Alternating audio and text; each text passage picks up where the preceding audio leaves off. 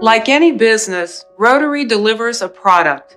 In our case, it's the club experience.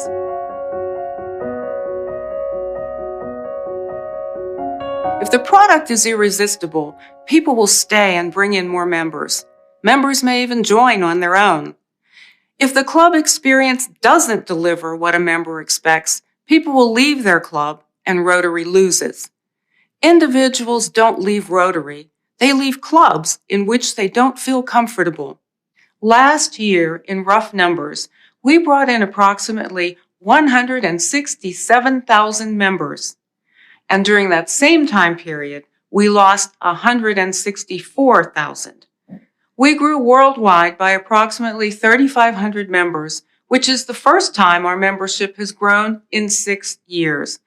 The most concerning part about our loss is attrition. Rotary loses 10% of its new members within the first year of joining, and we lose 52% of our members within the first 3 years of joining. Last year, 19,000 Rotarians who joined left in the same year they joined. Why?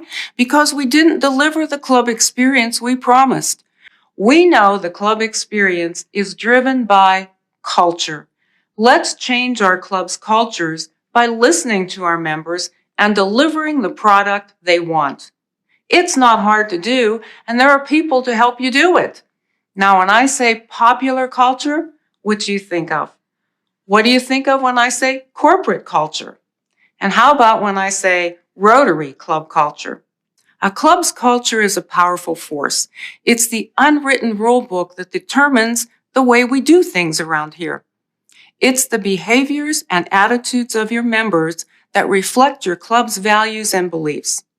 If things are going smoothly in your club, there's growth and diversity, foundation giving is healthy, there's activity in all areas of service, grant applications are being submitted and approved, and on, well, your club's culture is a source of strength. However, if there's been a decline in one or more of those areas, the culture may need shifting to realize something different, a change. Change is often met with resistance, though, because it's based in the fear of the unknown.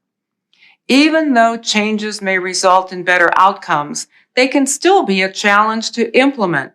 Culture is created intentionally and has to be actively maintained by all club members.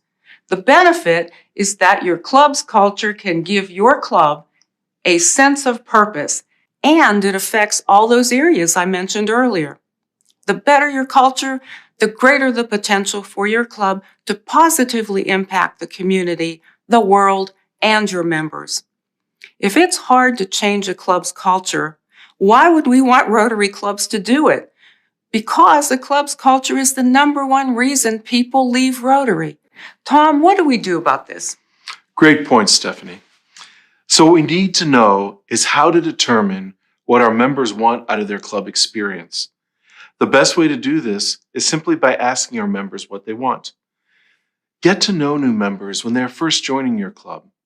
What are their interests? What skills and expertise would they like to put to use in the club?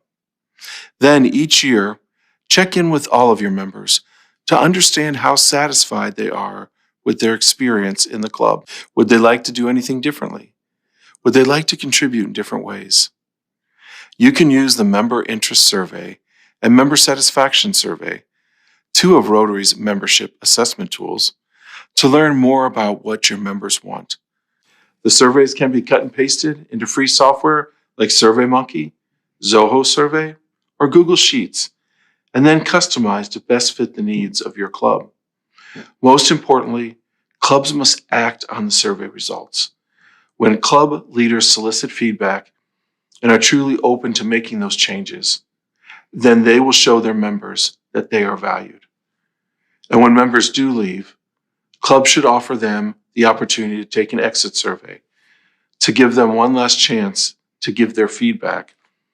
Whenever we conduct polls inside facilitations, asking the members if they are satisfied with their clubs, there are typically 5% of respondents that state they are dissatisfied or very dissatisfied. We thank them for letting us know, but when we ask them what they are most dissatisfied about, it's usually a simple fix. Most give the reason that they don't like the time that their club meets. Well, if you have a club of 40 members and 8 of them don't want to meet in the morning, but want to meet in the afternoon, you could simply form a satellite club that meets at lunch. In addition to feedback from our members, club leaders can also assess how their club is doing by taking the club health check. Club leaders can use this resource to learn ways to enhance their members' experience, your socials, your service projects, your public image, and the club's business and operations. Now is the time for you to check in with your members to make sure they're having the best possible experience. Stephanie, what happens after we assess our clubs? We respond in much the same way as we react to other fight or flight situations in life. We notice a problem and then may move to a sense of mild alarm, mild panic, or even mild fear. What if we keep on this path? What's going to happen to my club? What will I do if my club goes away? And we're faced with a choice, fight or flight. Which is a better choice, to fight to institute a change in the club or to flee to escape the current club as it is, will depend. But in either case, something else happens first. That first moment when we actually become aware that our club is not at its best is called the freeze. If in that time, whether seconds or hours or even years, we notice the problem and we see that it's not going away, we come to terms with the fact that we need to do something to solve the issue. Freeze means you notice the problem and decide how you're going to deal with it. Will you fight or will you flee? The action you take is a product of deliberate thinking. A critical question to ask is, are there enough influencers or spark plugs in this club to move the needle? When you have others in the club who are as committed to culture shift as you have a good chance of having your ideas take hold. Trying to transform culture, if you're the only member interested in doing that, is a recipe for failure. Now, Tom, you're going to tell us now more about how to know when it's time to move on. Well, thank you, Stephanie. Even if an existing club is resistant to change, there is still hope. You could form a new, additional club. Sometimes it's easier to give birth than to raise the dead. Of course, I haven't done either of these. What I have done is I've helped others form clubs. Why new clubs? They work. New clubs grow Rotary quicker. When we started the Rotary Club of Network for Empowering Women, we added 50 members to our district at one time. It would take a long time to add 50 individual members to one of our current clubs. New clubs retain members longer, especially if it's a cause-based club where all the members engage around a central cause that they are passionate about. When we started the first club in the world to serve veterans, some of those members drive 2 hours or more to attend their club service projects and get-togethers. New Rotary clubs also attract younger and more diverse members. My generation was told to go out and serve the community. I joined my local traditional Rotary club, and that's what we do. My club does a lot of different types of service projects. We pick up trash along the highway. We rake leaves in people's yards who can't rake their own leaves. We make sandwiches for the hungry. These are fun for me because I can do them with my friends, and I take pride in doing a job well. That said, millennials tend to want to have great impact in one area, such as the environment, and they expect to do so in a diverse and inclusive club.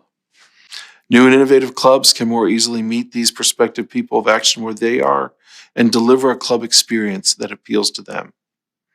Also, new clubs reach out into the community. A couple weeks after we formed the Rotary Club to End Human Trafficking, we were inducting a new member from Turkey. About 20 minutes after the ceremony, I received an email from the then Rotary International President, Mark Maloney. He let me know that the person we just inducted was his sister.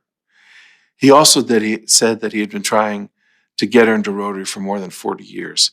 We just didn't have the right club for her until then. Also, new clubs increase partnership opportunities.